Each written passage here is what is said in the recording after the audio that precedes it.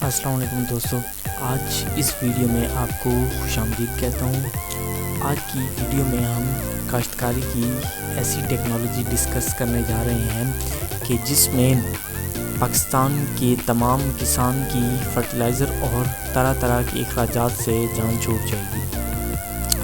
और ये पाकिस्तान नहीं बल्कि पूरी दुनिया से कुदरती निज़ाम पर मुनहसर ऐसी टेक्नोलॉजी है जिसने काश्तकारी की दुनिया में इनकलाब पैदा कर दिया है। इस टेक्नोलॉजी को पिकनिक कहा जाता है, जो कि PQN के मतलब पायदार कुदरती निज़ाम काश्तकारी से निकला है। ये टेक्नोलॉजी पाकिस्तान के एक माहिर ज़राअत आसिफ शरीफ साहब की ईजाद है और उन्होंने इस टेक्नोलॉजी को अप्लाई करने के लिए 5 स्टेप्स या स्टेजेस बताए हैं। इन स्टेप्स में सबसे पहला स्टेप टोपोग्राफी है, दूसरा step demolishing herbs and water courses, तीसरा step bulk soil transfer and laser levelling, चौथा स्टेप डीप प्लॉइंग और पांचवा step bed shaping and sowing है। आइए पहले मरहले के बारे में डॉक्टर आसिफ शरीफ की ज़बानी ही उनसे मालूमात लेते हैं। ये टोपोग्राफी सर्वे की तस्वीर दिखाई गई है कि ये सड़कों पे आपने देखा होगा कि लोग दूरबीन से लेके आगे डंडा सा खड़ा करके तो उससे देखते हैं, सर्वे कर रहे होते हैं। वो डंडा जो है वो ऊपर नीचे होता है, दूरबीन जो है वो आपकी स्टैटिक है, उससे पता चलता है कि कौन सी जगह जो है कितनी ऊँची या कितनी नीची है। जी, अब ये तो बता दिया उन्होंने टोपोग्राफी सर्वे की डेफिनेशन या तारीफ। अब आइए उनसे इसके फंक्शन के बारे में जानते हैं। अब इसको जब हम अगर तर्ज से कि 10 एकड़ का हमारा खेत है तो हमने हर एकड़ में 4 जगह से हमने उसकी रीडिंग ले ली, उसकी दूरबीन की वजह से।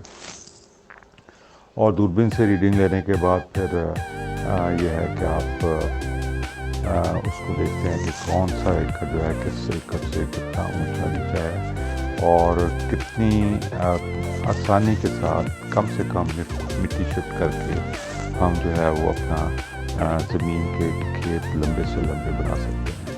तो ये इससे ये फ़ायदा होता है कि फिर हम फार्म की डिज़ाइनिंग कर लेते हैं और उसके बाद कि खाला कहाँ पे आएगा और ट्रैक्टर कहाँ से अंदर आएगा, कहाँ से बाहर निकलेगा और उसके बाद पानी का निकास कहाँ से होगा। अगर ज़्यादा पानी कहीं बारिश हो जाएगा, ज़्यादा पानी कहीं आ जाए तो उसका निकास कैसे करना है ताकि पानी जो है बेड्स के ऊपर ना चले। तो ये टोपोग्राफी सर्वे का फ़ायदा है। तो ये तो था पहला मरहला यानी टोपोग्राफी। आइए दूसरे मरहले demolishing herbs and water courses के बारे में जानते हैं। ये स्टेप इसलिए ज़रूरी है कि हमारा जो अगला स्टेप है यानी लेवलिंग वाला, उसमें पहली तो बात है कोई रुकावट पैदा ना हो। दूसरी बात यह है कि जो जड़ी बूटियाँ या एक्स्ट्रा हर्ब्स हैं वो हमारी ओरिजिनल फसल की पैदावार में कोई असर पैदा ना करें। इसके बाद जो दरख्त वक्त बनने खाले वाले सारे गिरा दिए जाते हैं ताकि वो सारी जगह हम रिकवर कर दें और उसको भी हम काबिल इस्तेमाल लेके आ सकें। Demolishing herbs and water courses के बाद अब मरहला आता है बल्क सॉइल ट्रांसफ़र का। तो आइए जानते हैं कि ये बल्क सॉइल ट्रांसफ़र क्या होता है। उसके बाद का मरला ये होता है कि आप अगर बहुत ज़्यादा कोई फ़र्क 2, 4, 6 इंच 8 इंच का फ़र्क हो, बाज़ ज़्यादा ऐसा होता है कि आपके 2 कनाल या 4 कनाल जगह वो बहुत ऊंची है, दूसरी रास्ते से वहाँ पानी नहीं लगता या और कोई मसले होते हैं या नीची है वहाँ पे जाके, तो उसको लेवल करने के लिए फिर ये बल्क, इसको सॉइल शिफ्टर कहते हैं, स्क्रैपर भी कहते हैं आम ज़बान में। तो इससे मिट्टी जो है उठा के वहाँ पे गिरा दी जाती है और इससे ये सबसे ज़्यादा एफिशिएंट है। अब देखते हैं कि बल्क सॉइल शिफ्टिंग और लेज़र लेवलिंग में क्या फ़र्क है और लेज़र लेवलिंग क्या होता है। तो आइए वो भी जानते हैं। जी, उसके बाद फिर आप जब मोटी मिट्टी जो है वो शिफ्ट हो जाती है तो लेज़र लेवल के साथ सारे खेत लंबे ज़ीरो लेवल कर देते हैं। राहा या लेज़र जो होता है ये लंबी ज़्यादा मिट्टी यानी कि ज़्यादा दूर तक ले जाने के लिए इस्तेमाल नहीं किया जाता। वो बहुत ही फाइन बारीक 1 आध इंच का जो फ़र्क है उसको वो निकालता है। ये बता दिया उन्होंने कि लेज़र लेवलिंग क्या होती है और ये कैसे की जाती है। अब जानिए कि लेज़र लेवलिंग टेस्ट कैसे करते हैं। अब ये टेस्ट करने के लिए कि वाकई हमारे जो लेवलिंग ठीक हुई है, तो एक बेड इस तरीके से बना के उसमें पानी छोड़ा जाता है। और इसके 2 फ़ायदे हैं, एक तो आपका लेवल चेक हो जाता है और दूसरा ये भी पता चल जाता है कि पानी ज़मीन का पानी जज़ब करने की सलाहियत कितनी है। यानी कि आपने केली में पानी लगाया, उसका वत्तर जो है ज़मीन के अंदर कहाँ तक गया, क्या दरमियान तक वत्तर चला गया या नहीं गया। अगर दरमियान तक वत्तर नहीं गया तो इसका मतलब है कि सॉइल जो है उसमें पानी जज़ब करने की और पानी मूव करने की सलाहियत बहुत कम है और उसका फिर आगे हम इलाज करते हैं।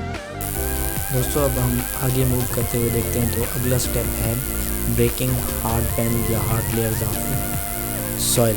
तो आइए देखते हैं कि breaking hard layer of soil क्या चीज़ है। उसके बाद आपने खड्डा मार के चेक करना है कि कितना हार्ड पैन नीचे है और कितनी जो मट्टी की तय है कितनी सख्त है, कितने इंच से लेके कितने इंच तक। नॉर्मली 7 इंच से लेके 15, 16, 17 इंच तक जा सकती है वो। उस से आपका जो हल है, जो चिज़ल प्लाव या लेज़र अपने उसको सब सॉइलर कहते हैं, उससे गहरा होना चाहिए। ब्रेकिंग हार्ड पैन या hard layer of soil PQNK यानी कि पायदार कुदरती निज़ाम में काश्तकारी का सबसे अहम स्टेप है, क्योंकि अगर आपने ये स्टेप ना परफॉर्म किया तो आपकी पौधों की या फसलों की ग्रोथ सही नहीं होगी। ये सब सॉइलर जो है ये बेशक 5-5 फुट के ऊपर भी हम चला दें तो वो काफ़ी होता है, क्योंकि जो नीचे लेयर होती है वो फ्रजाइल होती है। फ्रजाइल का मतलब ये है कि वो शीशे की प्लेट की तरह होती है, अगर वो गिर के जाए तो कच्ची खिचड़ी हो जाती है। इसी तरीके से जब हम ये लंबा गहरा चलाते हैं उसमें से तो फिर वो जो हार्ड पैन की लेयर है वो कच्ची हो जाती है और हमारा मकसद हल हो जाता है। अब ये उन ज़मीनों का हल भी बता रहे हैं जिन ज़मीनों की pH लो है।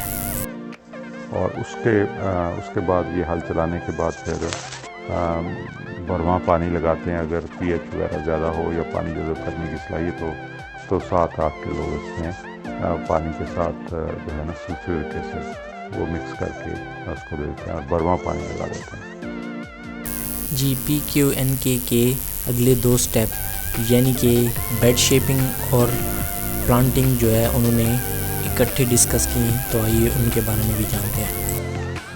बस उसके बाद वत्तर आती है, तो वत्तर आने के बाद फिर आप कवर क्रॉप लगानी है तो छट्टा दे के तो इस तरह बेड बना दें आप।